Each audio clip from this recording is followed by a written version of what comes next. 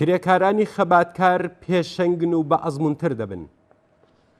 چاوخشاندنێک بەسەر خەباتی کرێکاران لە ئێران نیشانی دەدات کە ژنان و پیاوانی کرێکار پێشەنگی خەباتی دژە سەرمایە و دژە دەسەڵاتی حکوومەتی ئیسلامین و یەکگرتووی لەگەڵ چالاکانی باقی بزوتنەوەکانی دیکە بە پێویست و گرنگ دەزانن.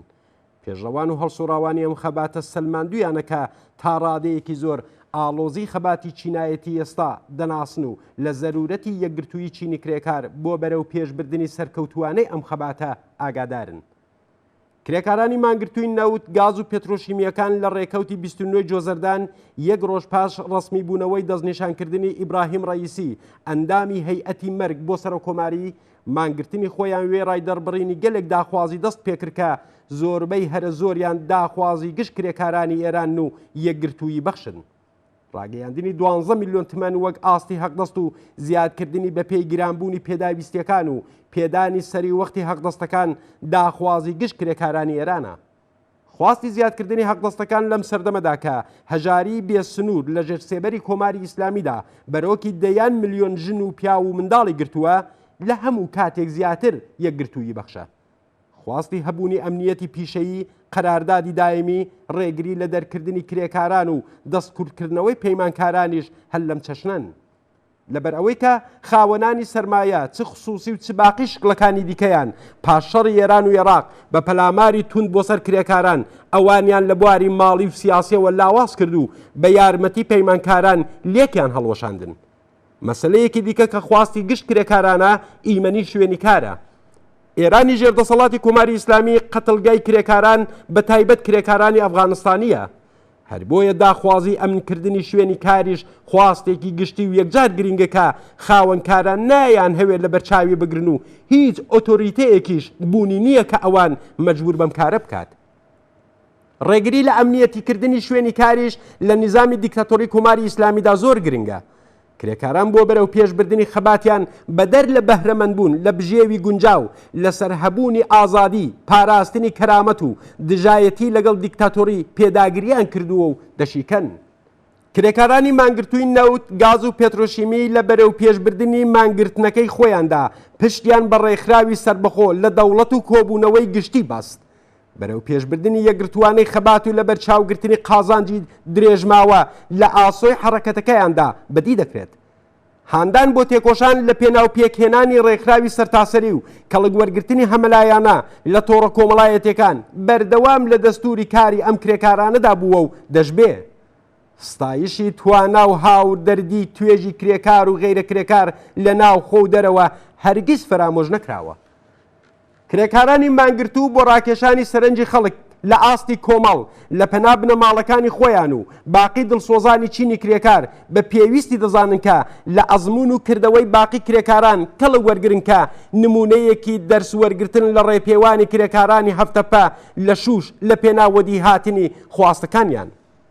بەگشتی پێویستە بوترێکە کرێکارانی خەباتکار لە ئاکامی هەوڵی ڕێکخراو یەکگرتووانە ئامانجدار ڕەزمەندە و دووربینانە دوژمنانیان بەباشی و لە ڕووی مێژوویەوە خستۆتە ژێر چاودێرێەوە و ڕۆژ بە ڕۆژ هێزی سەرکوتەکەیان لاوااستر کردووە. ئەوە واقعیەتێکە کە کرێکاران لە مەدرسەی مانگرتندا کۆمەڵێک دەرسی بە نرخ فێر دەبن. کرێکارانی مانگرتووی ئێران لە بەشە جۆراوجۆرەکاندا لە گرنگی دەستکەوتەکانی هەتا ئێستایان زیاتر ئاگادار دەبن. بەواتایەکی دیکە هەڵسوڕاوانی کرێکاری لە جەرگەی خەباتدا زەرورەتی بەکارهێنانی داهێنەرانەی هەموو دەستکەوتەکان و هەروەها کەڵک وەرگرتن لە ئەزمونەکانی ئێستا و مێژووی چینی کرێکاری جیهانی لە پێناو بەرەو پێشبردننی خەباتی وشیارانە و سەمەربەخشی خۆیان باشتر بۆ دەردەکەوێت. کرێکارانی مانگرتوو لە سەربەستێنی خەبات بەوە دەگەن کە پێویستە وەک بەشێک لە چینی کرێکاری جیهانی کە لە دڵی سیستمێکی جیهانیدا کار و خەبات دەکەن لە ڕوانینی سنووردار و ناوچەگەرایی دووری بکەن. بۆ نمونە سەرنجی قوڵ بە خەباتی 20 و چەند ڕۆژەی 6 میلیۆن خەڵکی ناڕازی لە ساڵی 2020 دژ بە ڕەگەزپەرستی و کوشتنی جۆرج فلۆید لەلایەن پۆلیسێکی ڕەگەزپەرست لە ئەمریکا و شارە گەورەکانی جیهان و دەرزوەرگرتن لە ئەزمونە بەنرخەکانی لە ئەولەویەتەکانە. کرێکاران لە جەرگەی خەباتدا بەوە دەگەن کە پێویستە ئەو ڕەوتە مێژوویانە بناسن کە کەشمەکەش تێیاندا لە جەڕیاندایە. دنیای سەرمایەداری بەهۆی ناتەباییە ناوخۆییەکانی یاسامەندی مێژوویی و خەباتێکی چەند سەد ساڵە کە لە دژی لە ئارادا بووە تووشی قەیرانێکی قوڵی مێژوویی بووە و لە حاڵی تێپەڕیندایە. کرێکارانی مانگرتو و خەباتکار بە ئەزمون و وشیاری خۆیان بە باشی بۆیان دەرکەوتووەکە پرۆسەی ڕووخاندنی کۆماری ئیسلامی لەسەر بەستێنی بارودۆخی ئێستای ئێران و جیهان خێراتر بۆتەوە. بەهۆی ئەم بارودۆخەوە خەباتی چینایەتی لە نێوان بورژوازی و کرێکاراندا قوڵتر بۆتەوە. ئەوان لە کۆبەندیەکدا و بە لە بەرچاوگرتنی ئەم بنەمایە کە خەباتی کرێکاران تەنیا دژ بە ڕژیم نییە بەڵکو دژ بە سەرمایەداریشە بەوە گەیشتون کە پێویستە ئاڵۆزبوونی ئەم خەباتە بەردەوام و بیرخۆیان بێننەوە. لە ئێران و لەوە کرێکاری لەوە ئاگادارن کە هیچ دەستکەوتێک لەم وڵاتەدا بەهۆی دەسەڵاتداربوونی کۆماری ئیسلامی و نهایەتەن گشت دەوڵەتی بورژوازی ئیمکانی مانەوە و بەهێزکردنی نابێت. هەر بۆیە سەرنجدانی ورد و خۆنەگرانە بە بزوتنەوە کۆمەڵایەتەکانی دیکە لەوانە بزوتنەوەی ژنان لا چالاکانی ژینگە پارێز و کەمینە نەتەوەیی و ئاینیەکان بە پێویست دەزان و یەکگرتوویی کردەوەیی دیاریکرا و یان درێژماوە لەگەڵ ئەوان لە بارودۆخی تایبەتدا لە بەرچاو دەگرن. لە پەنا هەمووی ئەوانە هەبوونی حیزبی سیاسی، کومیتە و فۆنکسیۆنەکانی ڕێبەری سۆسیالیستی، هەبوونی بەدیل و پوچەڵکردنەوەی تاکتیکەکانی دەوڵەت و خاوەنکاران، تەبلیغاتی مێدیاکانی بورژوازی و دەستێوەردانی ڕاستەوخۆ و ناڕاستەوخۆی دەوڵەتە ئەمپریالیستیەکان بۆ بزوتنەوەی کرێکاری یەکجار گرنگە.